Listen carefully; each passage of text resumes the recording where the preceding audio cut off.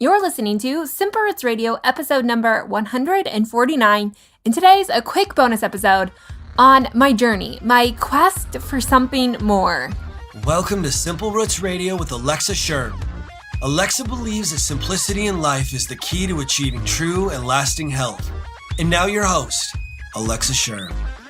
Welcome back to this podcast. As always, my name's Alexa, and this is the place to get healthy, live happy, and find more joy. Today is a little bonus episode, and I really wanted to bring this to you because I feel like I've been questioning a lot of things as it relates to health and how helpful I'm actually being.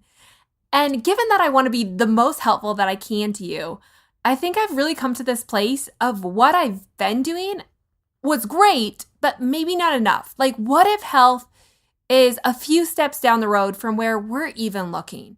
And I say that in a non-complex way because I really believe that health was designed to be simple. Like, it was designed to be something that we lived with rather than lived for. So today I kind of want to break down like this journey and my quest for more and where things are going. For the last few weeks, I've been mentioning that we're going to have a whole anxiety series happening this summer on the podcast, which is similar to what happened last year, where we did the entire mindset series, and it was so popular. In fact, I went back and still those episodes are some of the most popular that we have here on Simple Roots Radio. And I think, again, it just struck a chord with so many people that, yeah, maybe the mind does matter, right? Like maybe when we look at health in general, and we're so hung up on calories and movement, which are part of it, but maybe it's a smaller piece than we actually thought in the beginning.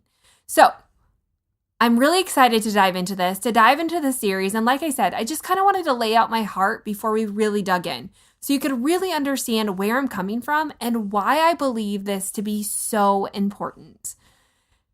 So honestly, this has been a topic that has come up over and over in the last few years. It's something that I've started to recognize more in my own life as I've taken steps to healing, like my whole sickness journey and really kind of reaching rock bottom. And I was doing everything right, as in the health perspective of everything right. I was eating well. I was exercising all the time.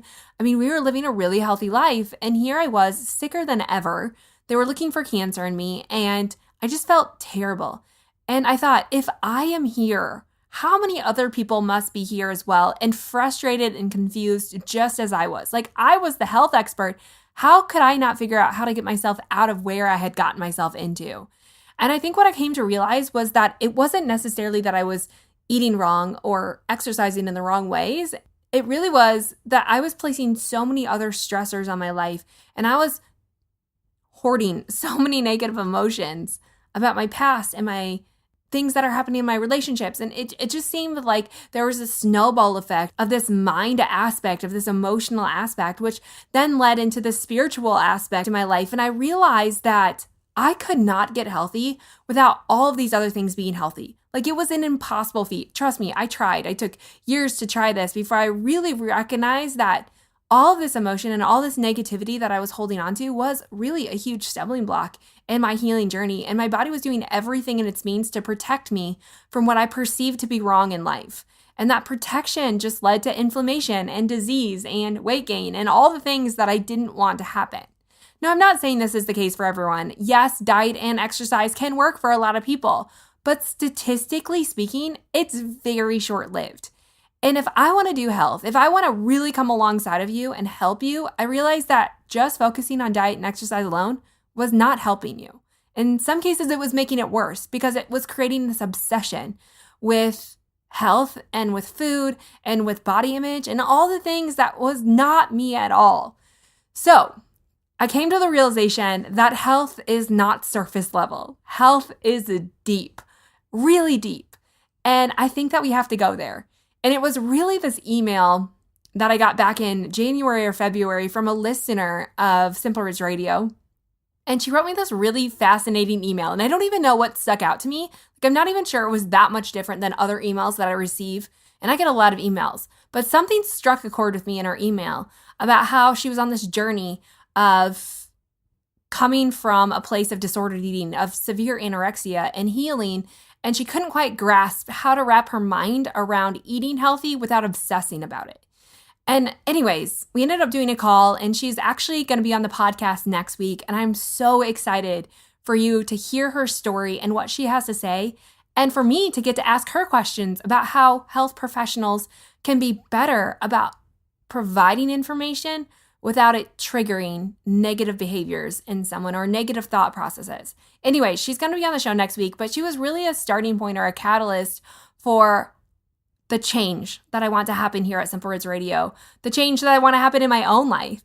And I haven't wanted to go here, I think, because it's hard. Like, it's a really hard space to be in. I'm still learning it. I've felt insecure about that, but I think that makes it all the more real, right? Like, if I'm not going through this and taking my own journey through this, I don't think I could teach you as well as just knowing all the right things to say. And so I'm going to go down that path and say, I don't know everything, but what I do know is that this deep work that we're about to get into, it matters. And it matters in a big, big, big way. And I don't think that we can stay on the surface level anymore. I don't think that we can stay fluffy anymore, even though that's where I wanted to say, like, oh, how great to just write recipes and to just talk about diet and exercise. Like, that was easy for me. This mindset, this emotional, the spiritual journey is way outside my comfort zone. But at the same time, it has been the sole source of healing in my own life. And so, like I said, I would be doing a disservice to you by not speaking what I believe to be the truth about health. So, all of that to say, last week I went on to write an email. And I just want to read the email here really quickly, and then I'm going to talk about a few other things and why this is important and what you can expect coming up here on Simple Roots Radio. And trust me, I'm so excited because we have so many awesome experts in the mind space and the relational space and the spiritual space, like in the faith space, that are going to help us and really help us to dig deep so that we can do the inner healing. And I'm going to say this all the time, but really, healing from the outside in doesn't ever work, right? Like, just focusing on our external, even talking about body love and body positivity, I still think that misses the point. Like, we were not put here to love ourselves. Yes, we can love ourselves or accept ourselves, but that's not our purpose in life, right? Like, we need to be living for something so much bigger than ourselves. And I think that's what drives us. That's what the catalyst to move us. And I think one of the most dangerous places that we can be is to suppress who we really are to become who we think we need to be. And I think I lived there for so long, and I'm just going to step out of that, even though it's scary and uncomfortable. And I encourage you to do the same. Like, I want this to be a place that we can come and be ourselves and learn about that so that we can grow and go out and do greater and bigger things. So with that said, here's the email. Have you ever wondered why diet and exercise doesn't work? Or why health doesn't come easily? I mean, yes, both are definitely a part of this, but have you wondered why it isn't easy? And if that were the answer, then why do I and everyone I work with have to work so hard at making health happen? Like, why is it such a fight? Whether you have or haven't, I can assure you, I've rolled this around in my head from the moment I enrolled myself into the nutrition program just a month into my freshman year of college. Of course, there was a lot of excitement and surety that I was going to figure out this long-standing mystery. But then time passes, years change, and I still find myself here. After hundreds of personal clients, thousands of days spent researching, the big question still lingers. Why is health so difficult to achieve? While I haven't quite landed on the answer, wondering if there even is just one answer, I've settled with a place I knew was there all along, but tried to suppress. Not because I don't think it wasn't important, but because it was a scary place. A place I didn't feel adequate or capable of teaching, and a place I still needed a lot of work myself. This place is the mind. Which brings me to the question, have we been covering up health with fluff in a quick-fire attempt to change without the deep work? Have we been going about health in the wrong direction, working on the external before we fix the internal? All the questions I still ask myself on the daily as I sort through this in real time with you. But what I'm beginning to wonder is, are we a people trying to carry the weight of the world in physical pounds? Sure, hormones still play a role, as do genetics, and you can't escape a healthy diet and movement, but we know this. We know the right answers. We know that broccoli is better than cookies. We know that a bag of potato chips isn't doing anything for the waistline, and sugar is linked to nearly every disease ever. But we still eat it, blaming Lay's and that Big Mac rather than taking hold of our own insecurities. Trust me, I don't want it to be true. I really don't want this to be the answer. I've even spent countless days wrestling with God over this. Couldn't it be as simple as food? As movement? Why isn't that enough? I've wrestled so long, I'm sure I have a limp of my own, struggling through my own list of insecurities, questioning, doubting, and even emotionally eating. But I'm confident that's where we need to go. That's where change lies, not in our own idea of how to get healthy, but the deep places of healing, the places no one wants to go. And trust me when I say, we all have a story. We all have a story. And so I'm reminded over and over that physical health can't come without mental health, and mental health can't come without a heart transformation. I believe that our thoughts determine how we feel. That's why I bring this up, and that's why I'm telling you what I'm learning through my therapist. We all have a story, one that threatens to remind you that you're alone, that no one understands, and to put on a good facade. But if you look closely, we all have cracks. We're all crumbling in some way, trying to hold the pieces together, masking the pain and insecurities with another program. But I'm beginning to wonder, what would change if we let it crumble? If we built a new house on a new foundation?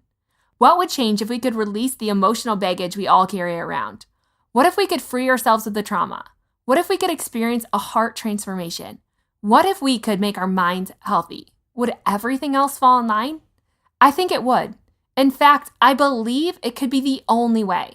Sure, I'm still on this journey myself, but I can tell you through the years of work I've put in, I've never felt better, mentally and even physically. Of all of my treatments, was my mind change the most monumental? I believe it was. That's why, as much as I fought this, I believe that's where we have to move. If you want to experience lasting health, free of insecurities and disordered eating, and step into a life of abundant joy, it's scary. It's uncharted territory. It's hard and it takes work. But the first step is knowing you're not alone, that there's an entire world of people with cracks, and those that rise are the ones who see the beauty in them. With that said, we're going there. As Jill Briscoe puts it, the deep places on the steps of my soul where nobody goes. That's where we're about to go. That was the email. I mean, that really just sums up my heart. I couldn't say it any better than what I wrote right there. I really believe that there's something to this, that we are a people who are carrying the weight of the world in physical pounds. And I think that once we start to recognize that, and as I've gone on this journey of healing myself and working on our marriage and healing relationships with friendships and really fostering health in all areas of my life, and even taking a deeper dive in my spiritual life, in my faith, and knowing the attributes of God and knowing who He is and having a bigger trust in that, I have to say that so much has changed. Like so much, not just emotionally and mentally, but my physical body has changed for the better. And that's why I think this is so important.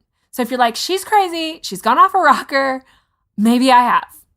But I'm going to go out on a limb and say that we all know what we've been doing for years and years and years with just diet and exercise. It has not worked. That's why there's a new program on the market every single year, right? Like that's why people jump from one thing to the next thing to the next thing. It's because we haven't gone to this place. And I'm just saying, maybe this place is it. Maybe this is the foundation that we need to build a new house. So with that to say, I'm going to give you a few points that are actually studied and why I believe this to be true. One is that we are people who tend to complexify the simple. For some reason, not for some reason, we know the reason, right? Our mind focuses on the negative trends. Like we more easily pick up on negative things than positive things. They believe this is how we were designed to be so that we could perceive threats and dangers, right? Like it was a survival mechanism for our body, like everything else is. So our body is designed for survival, which means that we automatically notice more negative than positive. They say that you need to have like 5 to 10 positive experiences for every one negative. Like that's how influential negative experiences are in our life. And so when we know that, right? Like when we know that our minds are naturally consumed with the negative, then we can start to understand that we also tend to fascinate on complex things. Like simple manners almost seem too good to be true for our minds, and so we like to complexify them. So for instance, gratitude, right? Like gratitude has got to be one of the simplest practices anyone could do. It requires nothing, no money, no paper, no pen. Like you can do this in your head, saying them out loud, saying them in your head. You could even write them down, right? If you had a pen and paper. There's nothing to it. And yet how often do we fail to practice gratitude? But we know that gratitude is also one of the highest forms of healing. So when we study healing and we study like even the placebo effect and things like that, people who are more grateful tend to be healthier. Like that is scientifically proven. And so if we can just take away the complexity, or if we can kind of get our bodies or our minds back to the simple, isn't everything in life simple? Like isn't every good thing in life pretty simple? And I think if we stop letting our minds run with this complex thing and making health more complex and healing more complex than it needs to be, I think that there's a lot of power in that. So that's one issue that we're going to talk about this summer. The second thing is that we are designed to close loops. Like our brains are designed to close loops. So if there's suspense, right, or a thriller or a movie that is open-ended, we'll automatically close that story. Like we will make an ending up in our minds, even if it's not true. The same goes for things that are happening in our lives, right? So if you think something or you assume something, you've created a story. You've created an ending to something that doesn't have an ending yet, or that you haven't found out, right? Like we create endings and non-factual information. Brené Brown did some incredible work that we're going to talk about how our mind closes loops. But basically what they think is that we are meaning machines. Like we have to know the meaning in something in order for our mind to rest with it. So what that means is that there's a lot of things happening in our lives that aren't at the end, right? Like even your health journey. And so what they're finding is that people are closing these loops to these stories. So essentially what we're doing is we're making up stories about ourselves and about other people that are based in untrue information, or information that's not factual at all. The danger in that is that we tend to be a negative people, right? Like our minds tend to be more drawn to negativity, which means our assumptions often fall more in the negative category than in the positive. Meaning we kind of live in this fight or flight mode where everything's always against us, complexifying what really should be simple. So how we close loops and how to get ourselves out of closing loops in a negative way is something that we're going to talk about this summer. And again, it's all because we were designed to create meaning. Another thing that I really want to dig into, and something that I'm releasing, which here's the spoiler alert before I kind of close this out, is that I'm creating a new guide for you. It's called the Mindset Diet. And it's not a physical diet, although there are some nutrition ideas in there for you, because how we eat does affect how we think. But mostly it's the other way around. How we think affects how we eat. However, it goes both ways. And so in this Mindset Diet guide, what I want to do in there is to provide a way for you to take action on all the stuff that we're learning. Because I think it's one thing to learn all of this. Like we are people who are full of knowledge and information. But the real change happens in the work. And so I wanted to create this guide to help you take what we're talking about this summer and put it into action, to actually see the fruit of the work that you're doing. And so when I was talking about this guide and thinking about this is the big point that I really want you to start pondering before that guide is released, is that the guide is not just a means of changing negative behavior or negative thoughts to positive thoughts. Yes, that's good.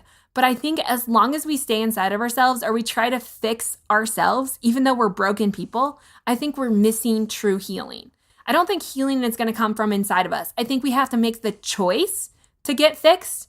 And I bring this up after my last email that I released last week, where I talked about, my therapist brought this up of I can't fix people, right? Like it is not my job in this earth to fix another human being. As much as I want that to be true, none of us can fix someone else. The only thing that we can fix is ourselves. And she brought this up to me and I was like, yes, like all this time I'm trying to fix so many people. I'm carrying the weight of the world on my shoulders, drowning in it, trying to throw off this weight and anger of other people, coming out in all these negative ways to the people I love. But the more I thought about that, the more I realized that I can't fix myself either because I'm broken, right? Like I'm a sinner, I'm broken, I need a rescuer. And so I think as we go and we start talking about the spirituality aspect of it and the faith aspect of it, that's where I'm really going with this, is that yes, we have to, one, make the choice to fix ourselves. We have to stop being consumed with trying to fix other people. We can help them, but we can't fix them. Everyone has to make their own choice. But we can't fix ourselves either. We can make the choice to be fixed, but we can't fix ourselves. What we can do is trust in a rescuer. And that's where the faith component is going to come in, and why I think that's so important as well. But anyways, this summer, we're going to talk about this mindset change and this guide. And that was a little rabbit hole, so I'm sorry. But I think so often we think about changing our mind as just going from negative thinking to positive thinking. But again, how often does that really stick? Like that's what I've been trying to do since last summer's mindset series. And so this year I'm going to take it a step further and say that, yes, I think it's great to move our mind from the negative to positive. I think that's step one. But to make it stick is that not only do we have to think something positive, but we have to create a positive action with that thought. So what I mean by that is negative thoughts often produce negative behaviors, right? Like when we come home from work and we're stressed about life, or our kids are thrown off the wall after school, whatever's happening, right? Some of us go to food. Some of us go to gossip. Some of us go to like a negative spiral into depression or anxiety or worry or all these things, right? And that's all linked to negative behaviors. On the other hand, I was thinking, what happens if we take that negative thought and automatically replace it with a positive thought? That's great, but we're still battling our own mind. But if we add an action to that, then it makes it sticky. It makes it something that we can physically do, which enhances the whole body component. So I think we often just look at the mind as the mind, but I think we need to pull in the body component to that as well. I'm going to talk about this in the guide, but just start to think about that. Start to think about, okay, where are my negative thoughts and what negative behavior is associated with that thought? Now, on the other hand, think, what positive thoughts do I have and what's positive behavior that I have? So maybe at home, when you get home and you're stressed from work, instead of grabbing the ice cream out of the freezer, you put a leash on your dog and you just take him around the block. Or you go outside and you just sit and soak in the sun. Or you grab a book. Or you call a friend and meet her for coffee. You know, all of these things that we could do that's linked to a positive behavior. Anyways, that's all going to be in the mindset guide. Sounds super complex. Probably shouldn't have told you. But I think the guide is going to be really helpful. Like I said, it's not just a quote unquote diet, but it's this entire lifestyle that I want to help you create based on your own needs and your own mind. So that's coming out in 2 weeks, actually less than 2 weeks. So basically what you can expect this summer is that on Wednesdays, I'm going to release my normal podcast, which most of them are going to be interviews with experts. I have people like Mike Foster coming on from the podcast Fun Therapy. I have Hannah Brecher, Allie Worthington, Nicole Eunice, Dr. Livingston. There's so many people coming on. They're really, really great psychologists, authors, speakers, podcasters. And I think it's going to be really fantastic. But the other thing that I wanted to do was to continuously push this practical application into your life. So every Monday, starting May 6th, I'm going to release a Monday motivation podcast. This is just a shorter than this, I promise you, like 10-minute episode where I'm just going to break down one action step, one positive thing that we could be focusing on that week to help us create positive rhythms in our life, to help us go from negative to positive, to think better things, to live in better ways, to really pull this all together. So my hope with Monday Motivation is that it can take what we're learning on the Wednesday episodes and put them into practical application. It's really going to break down the mindset diet week by week, step by step, so that we can really be a people who don't just know this stuff, but live it, to fully embrace it in our life. So the Mindset Guide comes out May 6th with the first episode of Monday Motivation. You're going to want to check that out. I hope you love them. And their topics coming from you. But like I said, before we get there, next week I have that very special interview with a listener of Simple Roots Radio who's going to share her story with disordered eating. I think it could be my favorite interview I've ever done. And I hope to do more of them as well. So check that out next week and then come back for that Monday Motivation starting May 6th, and also to pick up your free mindset diet guide you're going to want to get if you're going to stay tuned in this podcast series all summer long. And before I go, I just want you to know that you are valued and that you are loved so much, more than you ever know. I wish sometimes that we could just talk face to face, and maybe we can someday, but really my prayer and my hope is that this can be a community and a place for connection, and to know that you're not alone. We all have stories. We are all cracked in some way, and that there is still hope for that we have a rescuer who can hold our hands and walk us through this, and that we can be a support system for one another. So I hope that I can be that safe place for you, that place where you can come and really get filled up to go out and to do the work that you were put here on this earth to do. So know that you are not alone. that you are here for a reason and there is purpose in this. So thank you so much for tuning into another episode. I hope that this fills you with excitement for what's to come and excitement in your own journey of health and of life. And just think about all the possibilities once you start getting yourself healthy, like choosing to fix yourself, and how that just radiates out. Like, I believe all things, all emotions are contagious in some way. Generosity is contagious. Gratitude is contagious. Happiness and joy are contagious. And so is negativity.